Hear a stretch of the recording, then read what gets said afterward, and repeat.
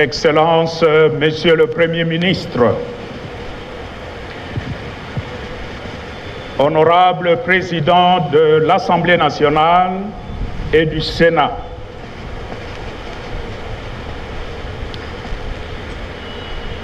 Excellences, Messeigneurs les évêques et archevêques, Excellences, Mesdames et Messieurs les ministres,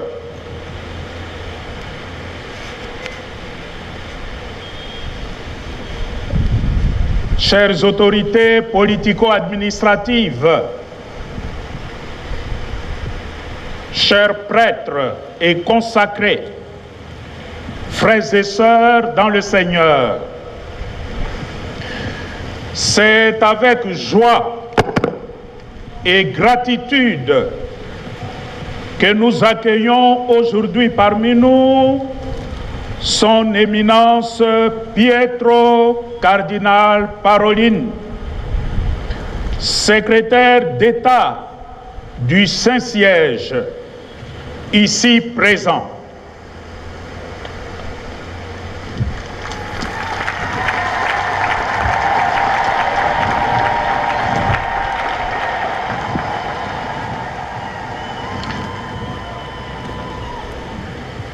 C'est lui qui va célébrer pour nous et avec nous cette sainte Eucharistie. Au nom de tous les évêques et de tous les fidèles catholiques ici présents et ceux qui sont en communion des cœurs avec nous à travers l'archidiocèse de Kinshasa, à travers le pays et à travers le monde, je voudrais, Éminence, vous souhaiter à vous, Éminence et chers frères, une cordiale bienvenue à Kinshasa et en République démocratique du Congo, notre beau pays.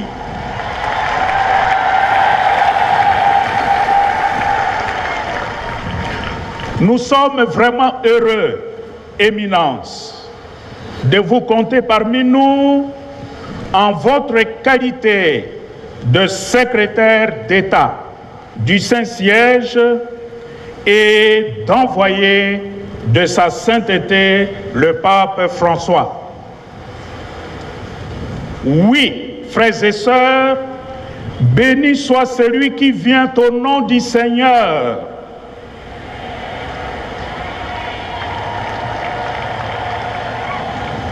Béni soit celui que le Saint-Père François a daigné envoyer pour nous et nous apporter la bonne nouvelle de l'espérance.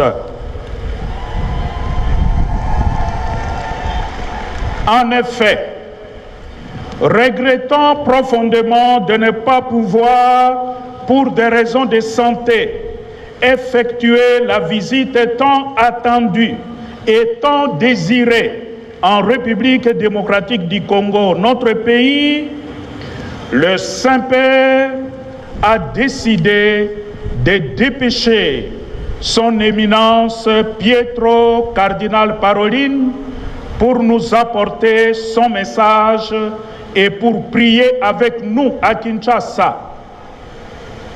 C'est là une preuve éloquente de la grande considération et de la sollicitude pastorale que le pape a pour notre pays et pour notre peuple. Voilà pourquoi j'exprime ma profonde gratitude au pape François pour cette bienveillance et surtout pour l'appel pressant à la confiance et à l'espérance de nous retrouver le plus vite avec lui dès que possible. Son message nous console et nous réconforte, car notre espérance de voir le pape fouler le sol de nos ancêtres, de l'écouter et de prier avec lui est vive et demeure inébranlable.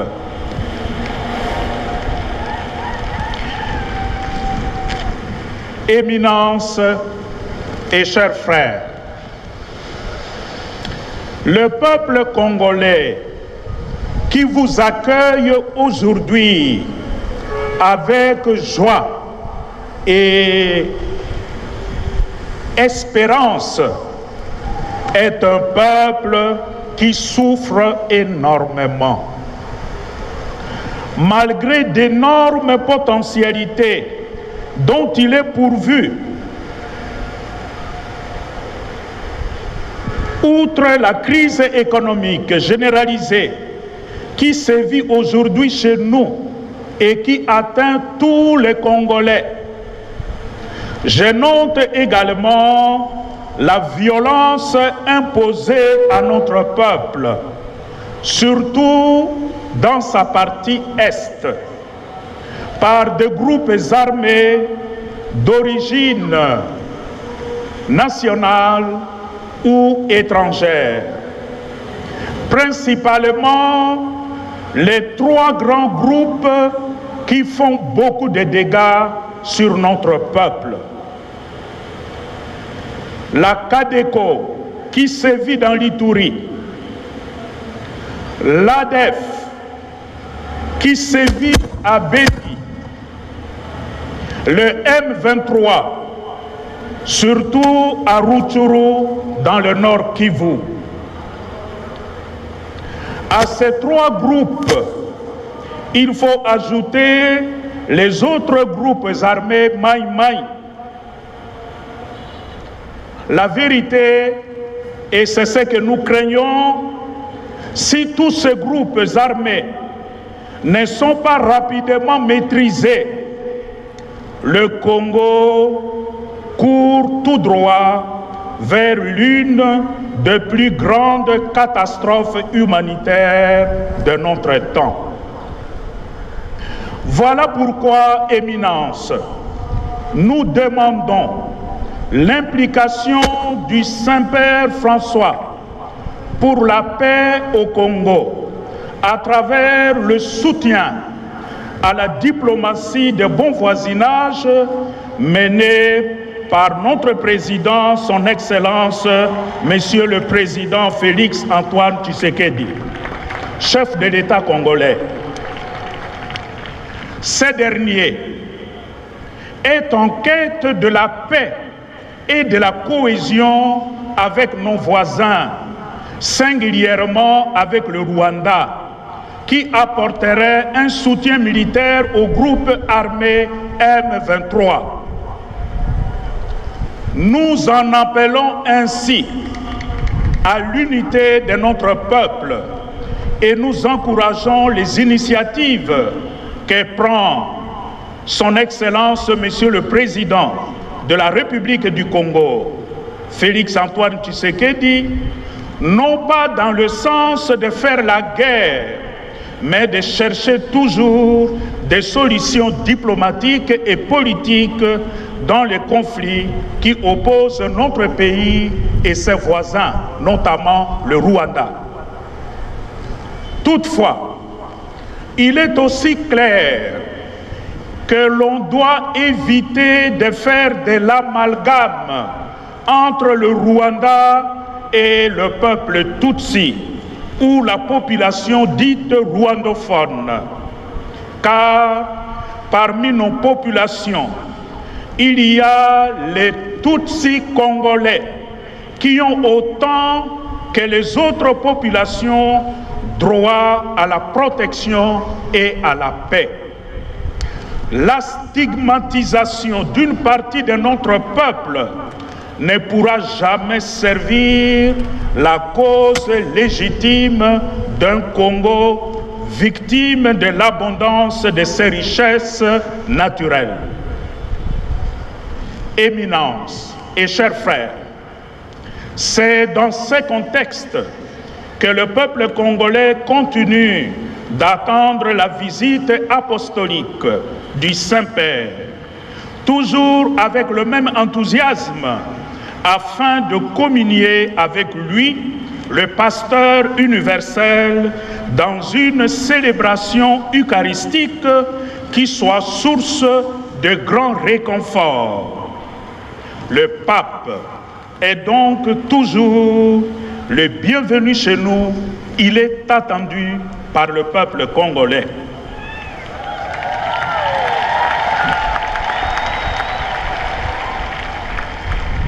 Frères et sœurs dans le Seigneur, au moment où nous nous retrouvons ici, à l'autel du Seigneur, autour de son éminence le cardinal Pietro Parolin, le pape François offre le saint sacrifice de la messe pour nos frères et sœurs de la communauté congolaise de Rome. Réunis à la basilique Saint-Pierre, nous voulons être ainsi en totale communion spirituelle avec sa sainteté qui prie pour nous et pour la paix et le développement de notre pays. Nous portons également au Seigneur nos ferventes et humbles prières pour un prompt rétablissement de son serviteur, le pape François. À vous, éminence et chers frères, j'exprime enfin toute notre affection et je confie votre ministère à la puissante intercession de la bienheureuse Vierge Marie. Bana balibota lya Nzambe boboto bondeko bana balibota lya Nzambe esengo na moto akoya okombo ya mokonzi esengo na toma wa Papa François oyo azali lelo okati ya biso son éminence Pietro Cardinal Parolin. Toyamba ye na sai, toyamba ye na esengo.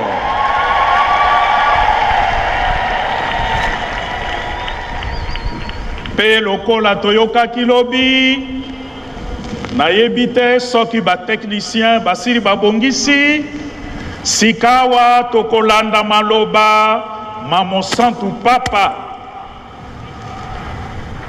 Bongo na sima tokokoba na misa mabiso makembo. Je vous remercie de tout cœur.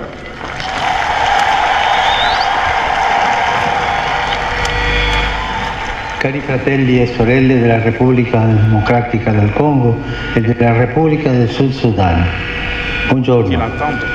Come sapete, oggi sarei dovuto partire per un pellegrinaggio di pace e riconciliazione nelle vostre terre. Signore sa quanto è grande il mio rammarico per essere stato costretto a rinviare questa visita tanto desiderata e attesa. Ma non perdiamo la fiducia e nutriamo la speranza di incontrarci al più presto, appena sarà possibile. Vorrei dirvi intanto che specialmente in queste settimane vi porto nel cuore più che mai.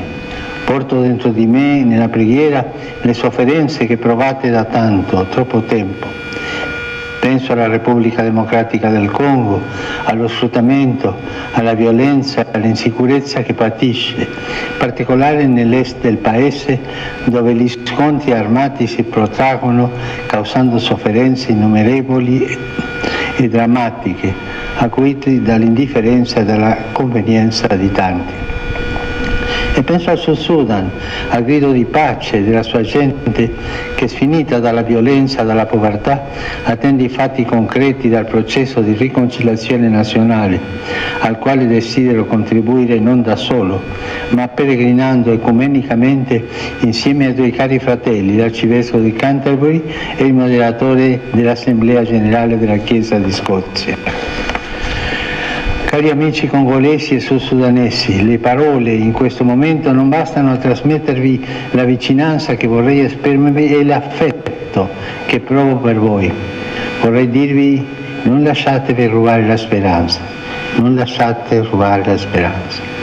Pensate che voi siete tanto cari a me, quanto più siete preziosi e amati agli occhi di Dio, che non delude mai quanti ripongono speranza in Lui. Avete una grande missione, tutti, a partire dai responsabili politici, quella di voltare pagina per aprire strade nuove, strade di riconciliazione, strade di perdono, strade di serena convivenza e di sviluppo. È una missione da assumere guardando insieme al futuro, a tanti giovani che popolano le vostre terre rigogliose e ferite, riempiendole di luce e di avvenire. Essi sognano e meritano di veder realizzati questi sogni, di vedere giorni di pace. Per loro in particolare occorre deporre le armi, superare i rancori e scrivere pagine nuove di fraternità. Vorrei dirvi ancora una cosa: le lacrime che versate in terra e le preghiere che levate in cielo non sono inutili. La consolazione di Dio verrà perché Egli ha progetti di pace e non di sventura. Già d'ora, in attesa di incontrarvi, chiedo che la sua pace scenda nei vostri cuori e mentre cresce di giorno in giorno l'attesa di vedere i vostri volti, di sentirmi a casa nelle vostre vivaci comunità cristiane, di abbracciarvi tutti con la mia presenza e di benedire le vostre terre, la mia preghiera si intensifica, così come l'affetto per voi e per i vostri popoli. Di cuore vi benedico e chiedo anche a voi di continuare a pregare per me. Grazie di questo. Cari fratelli e sorelle della Repubblica Democratica,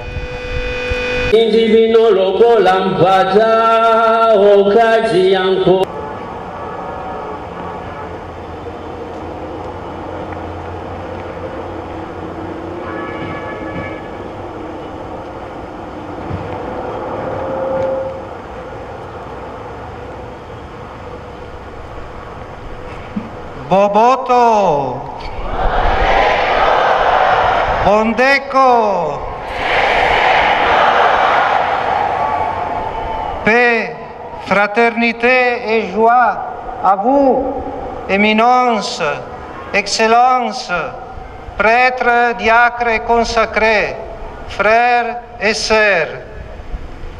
La paix, la fraternité et la joie que nous venons de nous échanger sont les rêves que nous désirons embrasser. Ce sont des dons que nous expérimentons seulement en partie et malheureusement de façon très marginale en ces temps d'instabilité et de conflits. Mais ce sont surtout les promesses du royaume de Dieu qui s'accomplissent, des promesses auxquelles nous aspirons intérieurement. Oui, nous ressentons en nous que nous avons été créés et que nous sommes venus au monde pour une paix qui ne soit pas seulement un bref intervalle entre les guerres, pour une fraternité qui ne soit pas un idéal mais effective, pour une joie qui soit complète et débordante. L'amour que Dieu a répandu dans nos cœurs allume cette espérance, l'espérance d'un avenir de paix, de fraternité et de joie. À cet égard, je voudrais que nous nous laissions aujourd'hui prendre par la main par Isaïe, qui dans la première lecture nous enseigne à tourner le regard vers l'avenir. En effet, les prophètes regardent vers l'avenir, des siècles avant le Christ. Et que voit-il? Un avenir renouvelé à partir d'un présent pas facile. Avec ses compatriotes, il se trouve dans une situation de grand malaise. L'exil vient de s'achever, c'est-à-dire la période la plus tragique et la plus sombre de la vie du peuple élu qui avait été déporté et avait dû migrer en terre étrangère. Et pourtant, maintenant, au retour, au lieu que prévale la joie, il y a beaucoup de déception, beaucoup de scepticisme. Le peuple est confronté à une réalité compliquée, imprévue. Il est en face de lui un pays entier à remettre sur pied. Il éprouve de la détresse en voyant les décombres et l'abandon, la profanation et la désolation. Le découragement prédomine chez beaucoup devant cette situation. La tentation encore aujourd'hui, même pour nous, frères et sœurs, même ici, est celle de baisser les bras devant la réalité, de se renfermer dans une résignation fataliste et peut-être, sans s'en rendre compte, de fuir ses responsabilités en tombant dans une sorte de victimisation, laissant à d'autres la charge de retrousser les manches et l'effort de reconstruire. Mais Isaïe, au nom de Dieu, lance un appel différent, un vibrant appel à la joie. Réjouissez-vous avec Jérusalem, dit-il, exultez en elle, vous tous qui l'aimez. Le prophète invite à se réjouir avec et pour Jérusalem, à ne pas regarder les édifices délabrés et les maisons abandonnées, mais la beauté d'être de nouveau à Jérusalem. C'est la beauté d'être ensemble, et c'est la même beauté que vous, frères et sœurs, témoignez ici aujourd'hui, dans cette assemblée festive. Parce que si de la solitude vient la tristesse, du fait d'être ensemble renaît la joie.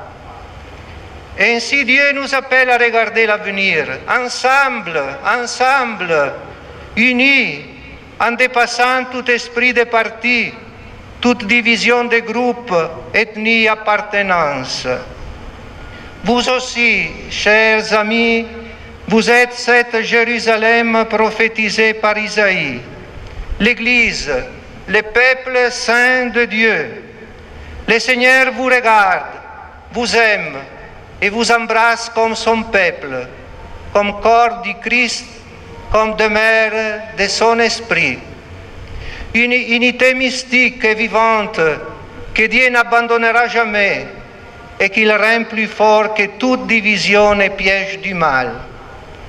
Réjouissons-nous donc, nous aussi, avec et pour Jérusalem, avec l'Église et pour l'Église.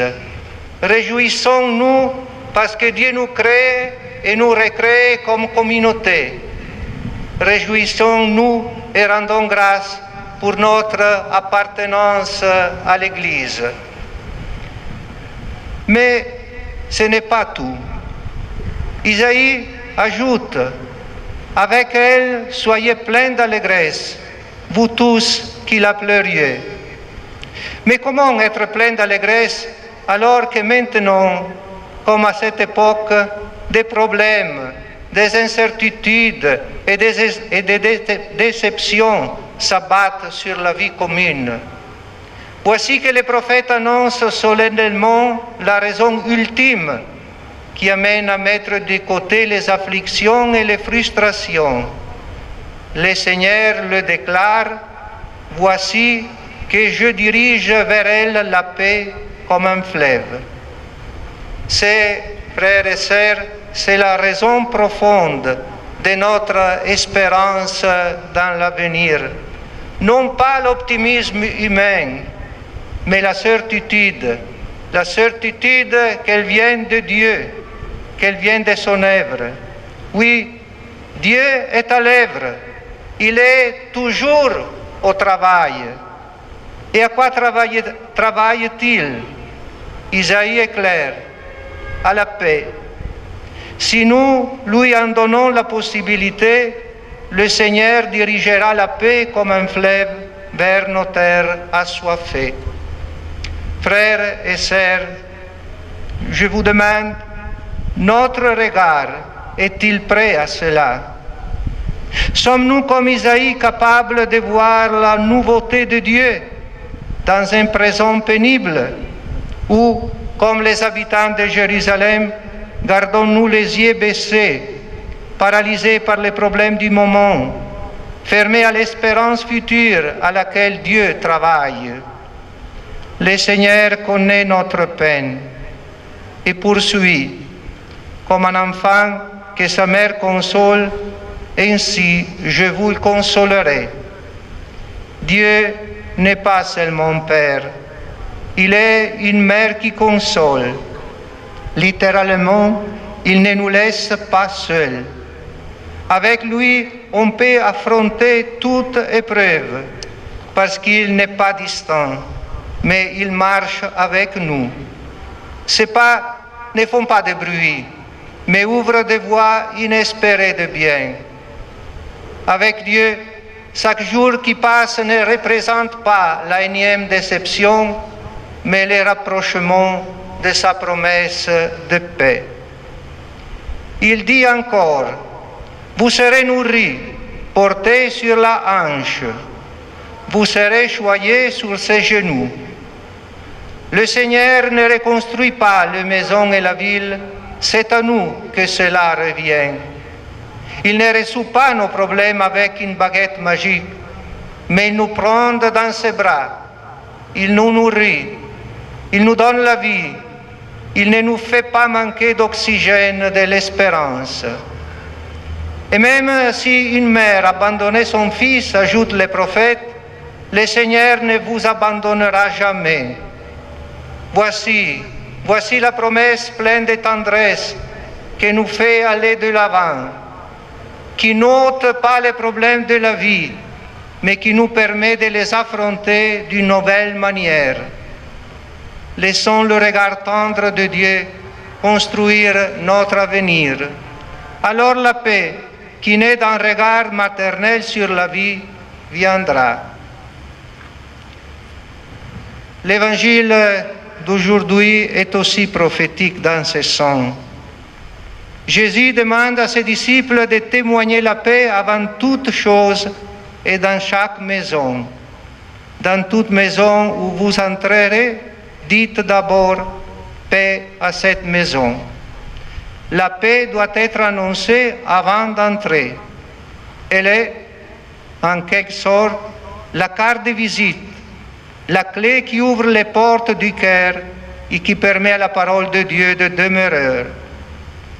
Aujourd'hui, avec le Saint-Père qui vous porte dans son cœur d'une manière particulière et à qui nous sommes spirituellement unis, alors qu'il célèbre à cette heure l'Eucharistie à Rome avec la communauté congolaise, prions pour la paix en la République démocratique du Congo. Cette paix, dans la partie orientale, est menacée continuellement par des groupes armés et par l'exploitation et des intérêts prédateurs dont le pays est victime depuis longtemps. L'avidité des matières premières, les soifs d'argent et du pouvoir ferment les portes à la paix et représentent un attentat au droit à la vie et à la sérénité des personnes.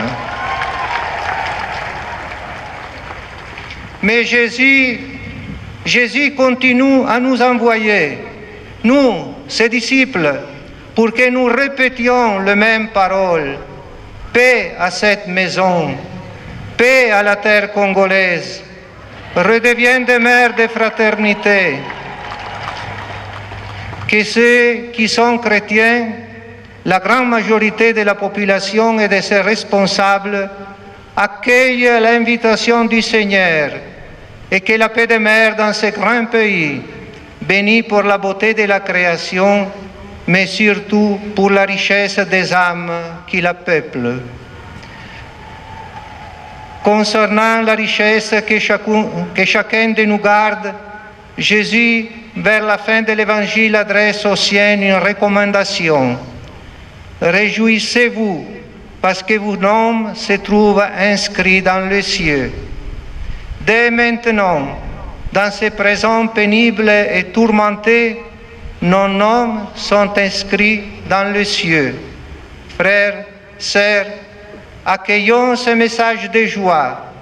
Adhérons à la gloire pour laquelle nous sommes nés. Ne nous décourageons pas si les attentes de bien semblent l'être mortes.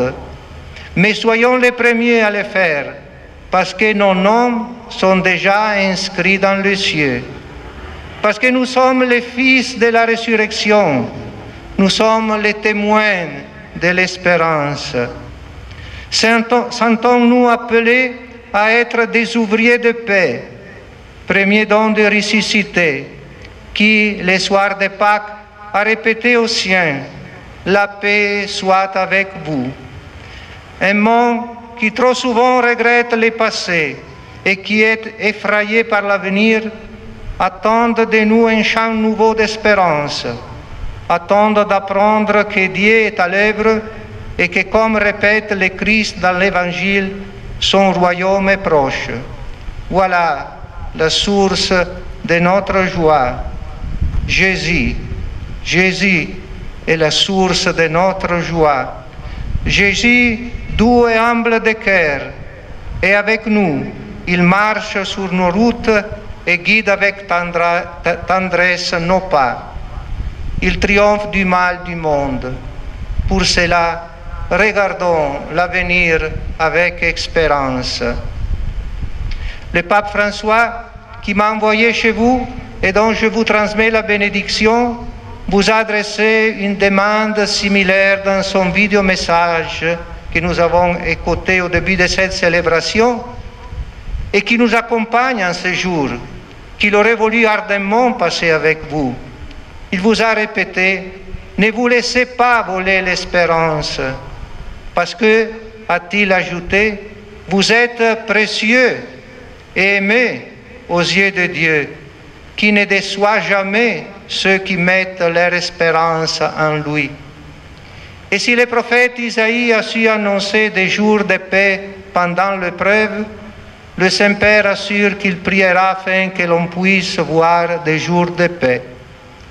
Il les souhaite surtout pour les nombreux jeunes qui sont le présent et l'avenir de ce pays. Pour eux, en particulier, il faut déposer les armes. Il faut dépasser les rancœurs. Il faut écrire des pages nouvelles de fraternité. Chers frères et sœurs,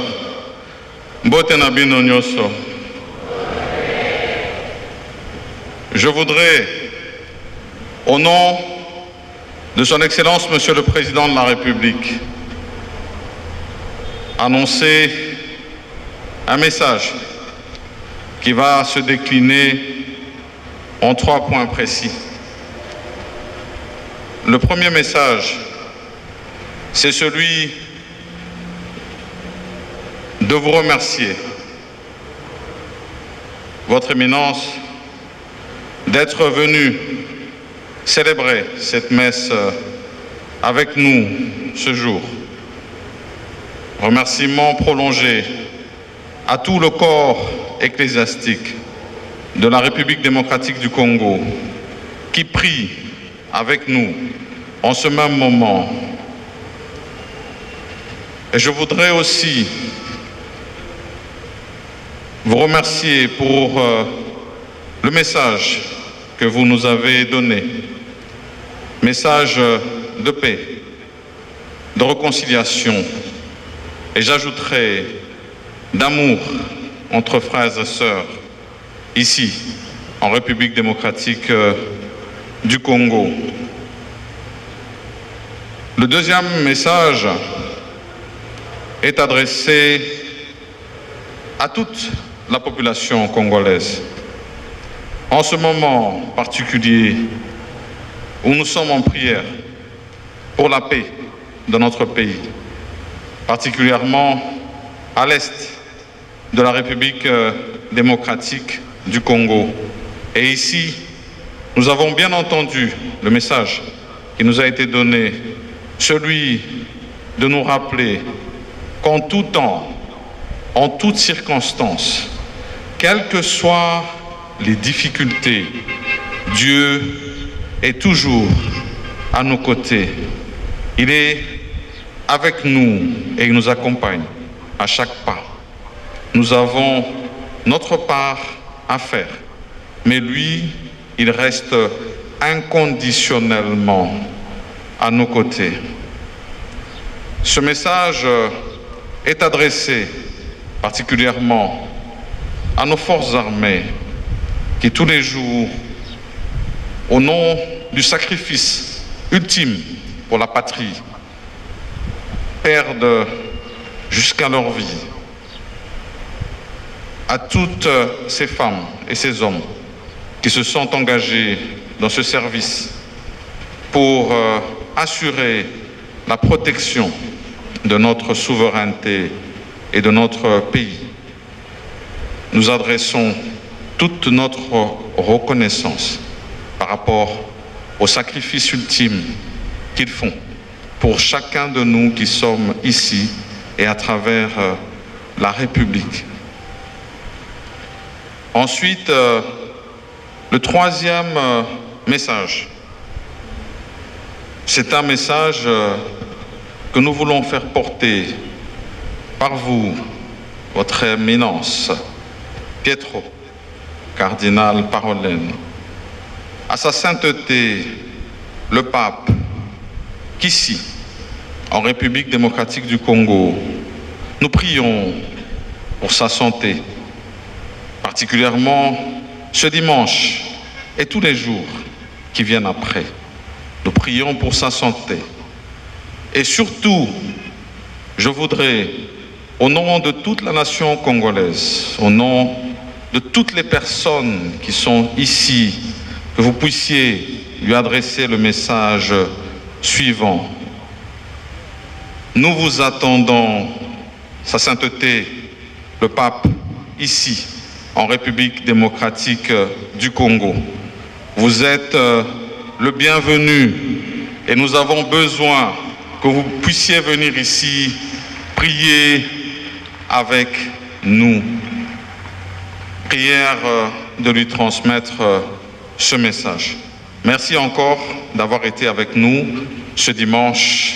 Que Dieu nous bénisse tous et je vous remercie.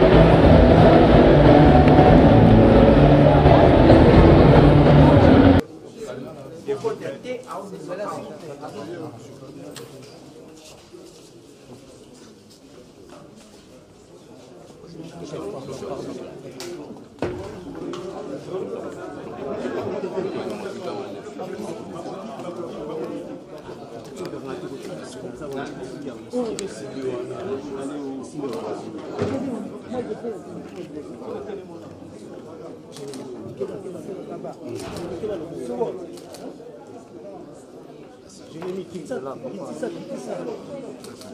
Jérémy, qui dit ça, C'est bon? Ok. C'est bon? C'est bon. Ok. Bon, on libère alors. Voilà. On libère, c'est bon.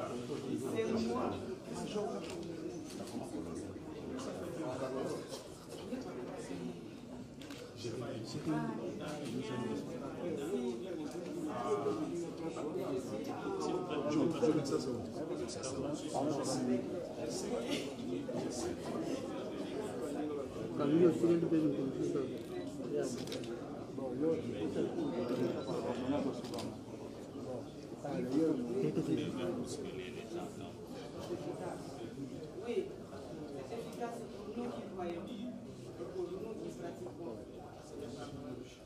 On tient ensemble.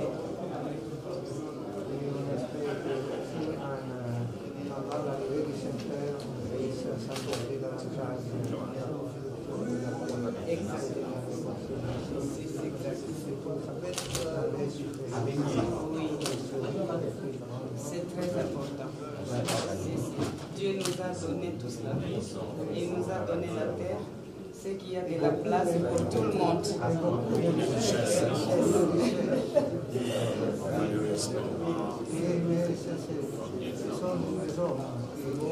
nous les humains, la grâce de Dieu. les dieux, qui ne savons pas exploiter la grâce de Dieu.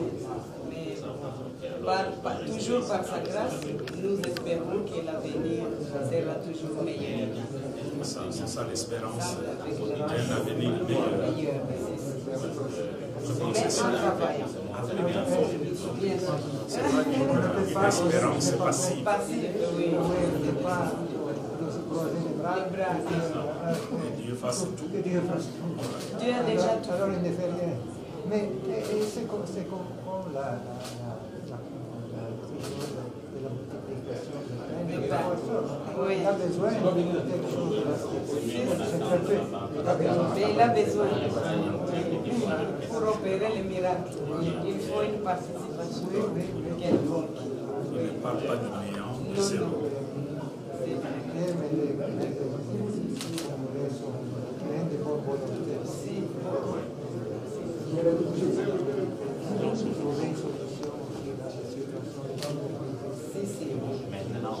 C'est la cohésion qui va nous donner les résultats de ce que nous attendons par rapport à cette paix. Oui. Et nous espérons que nous allons tous regarder vers la même direction pour nous battre et avoir à obtenir ce que nous souhaitons. C'est important. Oui, oui. Dans des situations comme Il y a besoin de tout le monde. on va se mettre ensemble. Et c'est ensemble qu'on peut aller. C'est la dans la même direction. C'est ça. Et à la fin, ça sera le bien de tout.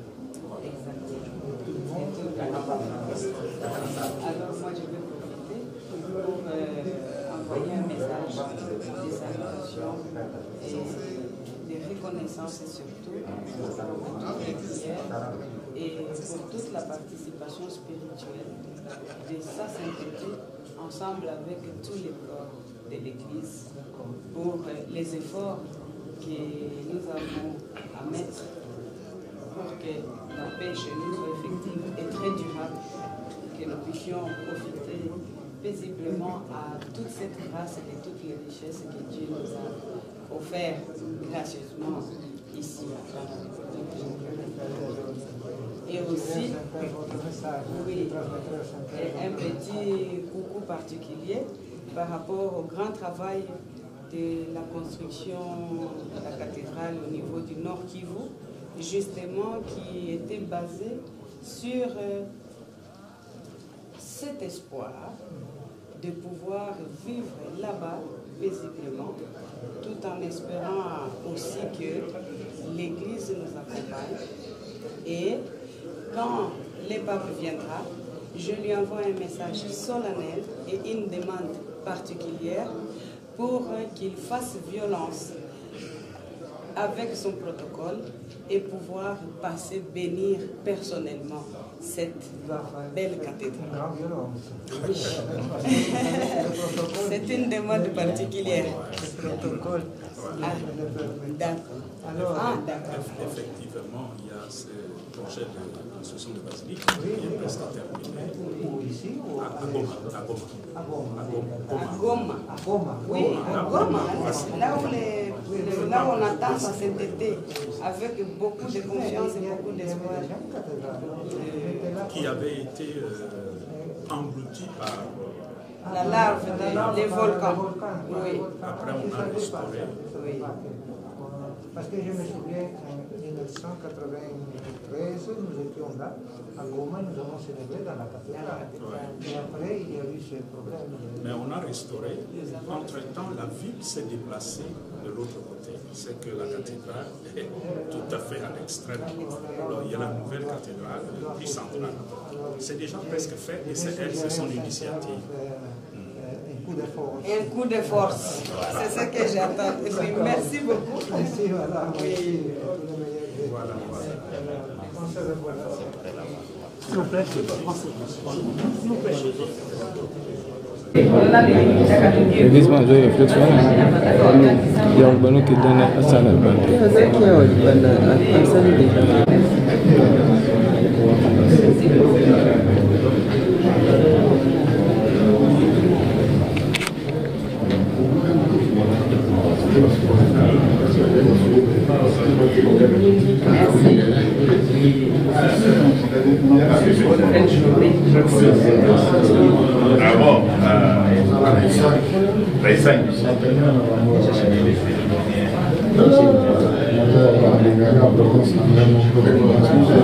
Bravo, c'est ça.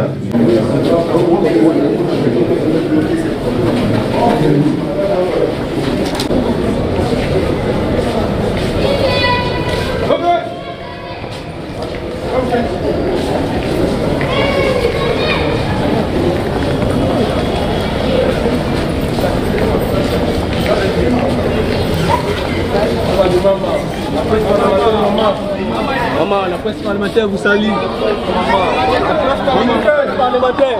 Maman, la presse parlementaire. Maman, la presse parlementaire. Maman, la presse. Maman, la presse. Maman, la presse parlementaire.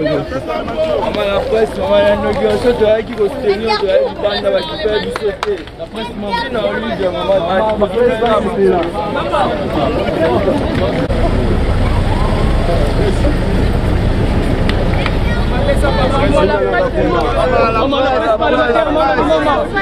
Maman, la presse.